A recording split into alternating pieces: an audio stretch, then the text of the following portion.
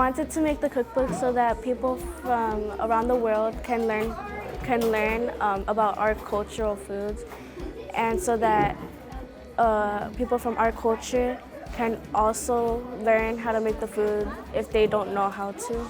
I really love it when kids are able to share something that they might be passionate about that no one else knows about, and it's fun for me too because I like all that diversity in our projects.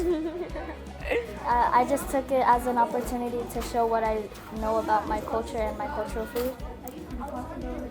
I chose to do this cookbook because my island isn't very well known, and so I just wanted to teach people around me. So one of my favorite things about East and about my classroom is that it gives that opportunity to empower the kids to share the things that they love. I had started it out as a Chuukese cookbook until Alleila joined, and then we decided to have Jola and Rine join. If you're working by yourself in here, we don't really want that because it's lacking that teamwork component. It turned out to be Marshallese, Chuukese and Pohnpeian cookbook.